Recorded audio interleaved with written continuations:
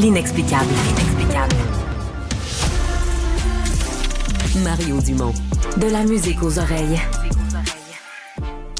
On est à une dizaine de jours des élections municipales. Ça va commencer, par exemple, par anticipation à voter dès la fin de semaine. Donc, on continue cette tournée des candidats aux élections municipales. Gilbert Thibodeau, chef d'Action Montréal, les candidats à la mairie de Montréal, était avec nous. Bonjour, M. Thibodeau. Bonjour, M. Dumont. Merci de l'invitation. J'aime ça garder ça simple. Si on voulait dire, non, mais une chose, parce que les gens se disent, des fois, on ne sait pas pour qui voter. C'est quoi la priorité? Il faut en nommer une, la priorité d'Action Montréal. La grande priorité? Ouais. L'argent. L'argent. Où va l'argent? Comment ça se fait qu'on augmente les dépenses à Montréal et qu'on n'a pas plus de services qu'on en avait? Donc, si je résumais ça, une ville mieux gérée. Mieux gérer. Mieux gérer l'argent.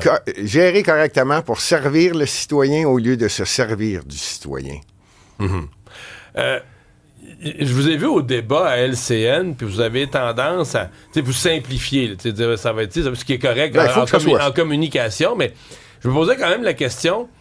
La ville de Montréal est compliquée, là, les fonctionnaires, les normes de... est-ce que vous avez l'équipe pour gérer la ville? Oui. Oui? Oui. Vous avez l'expérience, vous avez l'équipe autour de vous, oui. Un président de conseil exécutif pour gérer la ville. Oui. Parce qu'il y a des gens qui mettent ça en doute, qui disent, lui, il parle le langage du peuple, mais si on y mettait les clés dans les mains, il serait peut-être même pas capable. Qui m'y donne. Qui m'y donne, puis dans 4 ans, on verra. Puis comment vous serez capable de gérer? Comment on sera capable avec l'équipe qui entoure Gilbert Thibodeau? Est incroyable. C'est pas Gilbert Thibodeau qui va être le seul à travailler à l'intérieur de la ville. Mais parlez-nous de la question comme curriculum vitae. Qu'est-ce qu'ils ont déjà géré, vos gens? Vous avez qui de fort dans l'équipe, là? Il y en a un qui a 32 ans d'expérience à la Ville de Montréal dans les travaux publics, dans l'Acadique. C'est incroyable.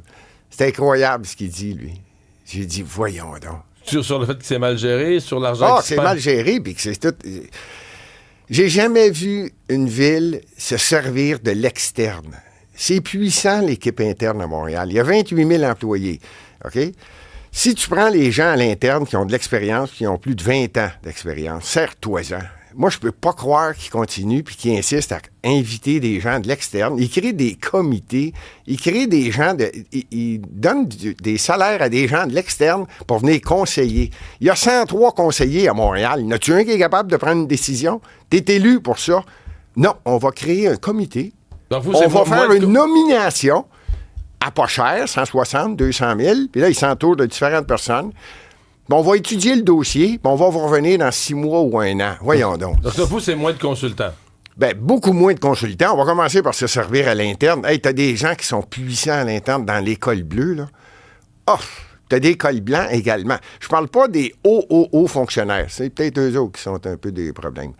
Mais moi, je te parle de ceux qui travaillent, qui connaissent Montréal. Vous avez foi qu'il y a de la compétence pas utilisée dans la ville, d'un fonctionnaire de la ville. Yes, exactement. Exactement. Il y a une compétence, puis on s'en sert pas. C'est comme s'il disait, non, toi, t'es du petit peuple, là. On va aller chercher quelqu'un de l'externe. Puis le pire, c'est qu'il y en a qui viennent de l'extérieur de Montréal. Tu vas me faire croire que quelqu'un de l'extérieur de Montréal la connaît vraiment, la ville. Puis là, si tu rentres dans le dossier de propreté, parlons-en de la propreté, ça me passionne. Qu'est-ce qu'on fait de la propreté? Non, mais qu'est-ce qu'on fait de la propreté de Montréal, là? Mais là, elle est sale en Titi, là. Premièrement, on doit écouter le citoyen, puis là, tu le sais, là, que je parle de Montréal-Nord, que je parle de c'est eux autres, les cochons, là. Non, mais les citoyens, ils donnent une partie, c'est eux autres qui salissent la ville, les citoyens. Ben oui, mais si la ville donne pas l'exemple, là, tu donnes... Justement, le citoyen regarde ça, puis il dit, ben, de toute façon, c'est sale, ben, tant pis, colique. La ville devrait donner l'exemple. La pire chose qu'ils ont faite, c'est quand ils ont dit, c'est quasiment une imposition. On va vous dire quand achetez vos vidanges. Puis en passant, ça va être rien qu'une fois par 2 semaines. Puis vous allez faire ça.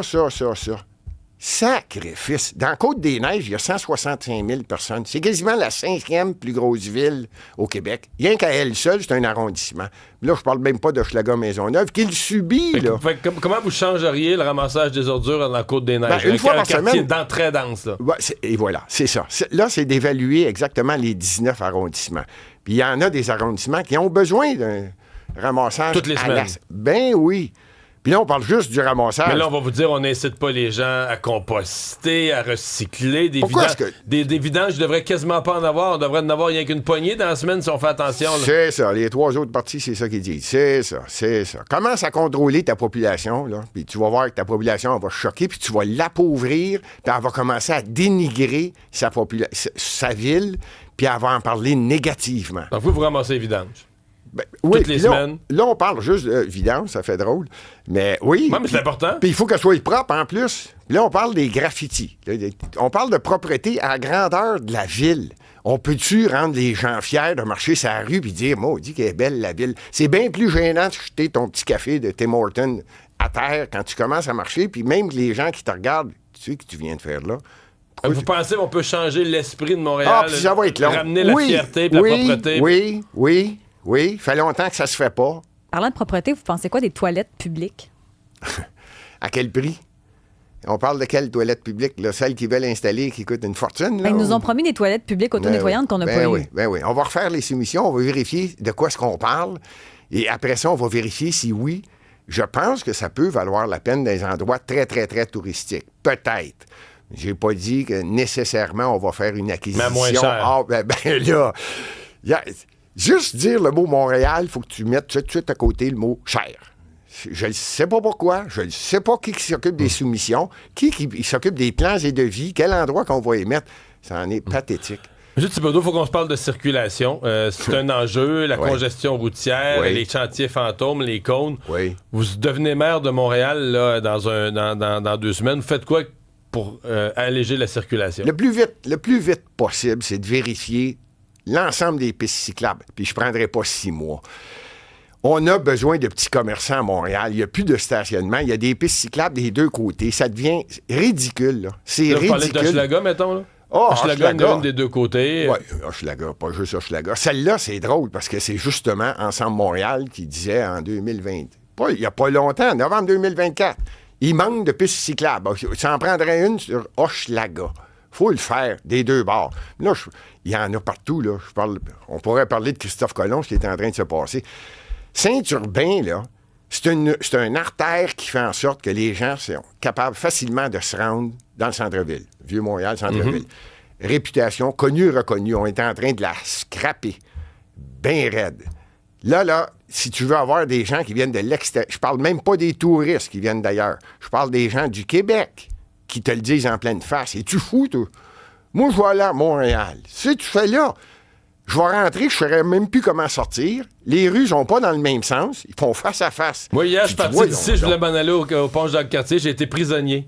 Bon. Prisonnier d'une série de cul-de-sac, de travaux de dernière minute. Je savais plus comment il y a. C'était écœurant. Papineau. J'ai vécu ça hier. Google Maps, toi aussi tu l'as vécu. Oui. Ben Google Maps avait plus aucune idée comment on pouvait se rendre au pont. Tout ce que tu essayais était fermé. Recalcule en cours. Papineau, c'est... Et Alex... Là, ce qu'ils ont créé, c'est qu'ils ont créé des... Donc les pistes cyclables, vous mettez une espèce de moratoire là-dessus. Non, lâche le mot moratoire. Non, on bouge. Sacrifice, on est en train de le perdre. Moratoire, on n'en fait pas de nouvelles, c'est ça que ça veut dire. Oui, mais moi, c'est pas rien qu'on n'en fera pas de nouvelles. Il y a des pistes qui sont totalement mal pensées. J'appelle ça l'improvisation extrême. C'est pas drôle. Okay. Transport en commun. Ça, les pistes cyclables, c'est clair. Transport en commun. Transport en commun, ça, c'est intéressant. La STM va falloir vérifier ce qui se passe à l'interne. Ça, ils ont négocié il n'y a pas si longtemps. Ils n'ont pas fini les négociations. Je pense que ça va prendre des bons négociateurs pour que les 2 côtés soient gagnants. Là, tu vas dire, ça se fait pas. Il y en a un qui gagne, il y en a un qui perd.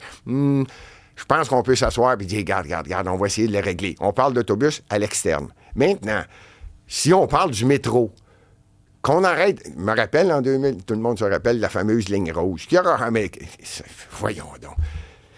Il y a 4 ou 5, jusqu'à Anjou, là, lignes, stations qui sont supposées être faites. La ligne bleue, là, c'est Mario, ce projet-là est sorti en 1988. Il n'y a rien qui est fait, on est en 2025. Y a-tu quelqu'un qui va réaliser que tout est au ralenti? Il y a des chantiers fantômes, pas juste à l'extérieur. Là, j'ai l'impression qu'à l'interne, voyons, qui fait quoi? C'est hallucinant. Mais comment vous l'expliquez? Je vais vous donner un exemple. Moi, à côté de TVA, j'avais fait un petit reportage là-dessus. À côté de TVA, j'ai fait une bouche d'aération pour le métro. Là, à l'ancien TVA, là, sur Maisonneuve, ça a pris 4 ans. Moi, j'avais fait un peu de recherche, mais j'avais réalisé que quand ils ont fait la première pelletée de terre du métro, c'était en 63, puis ils l'ont inauguré en 67 pour l'Expo 67. Exact. Donc, ça a pris, en 2024, là, ça a pris autant de temps à faire une bouche d'aération que ça avait pris dans les années 60, avec moins de technologie, pour faire le métro au complet, là. Tout le métro creusé, les stations, Qu'est-ce qui se passe? Ils ont même fait une île avec ça. Qu'est-ce qui se passe? J'ai l'impression que, je répète, il y a 28 000 employés. Il y en avait 21 000 au début des années 2010. Là, est arrivé Ensemble Montréal. Puis là, Projet Montréal. Là, il y a 28 000 employés. Tu dis, voyons donc, Olic, en plus, ça nous coûte cher. En plus, il y a des nouveaux... Je parle des hauts... Fait qu'il y a 33 employés de plus depuis 15 ans? Il y a 33 7 000. 7 000 sur 21 000, 33 d'employés de plus. Ben oui, il y en a 28 000, ils s'en cachent même pas. Ils font quoi? Ils s'en cachent pas. Et voilà, là la question. Ils font quoi? Puis je ne vise nullement col bleu, col blanc, policier, pompier, ambulancier, tous les services, vidangeurs, tout. C'est pas là que je vise.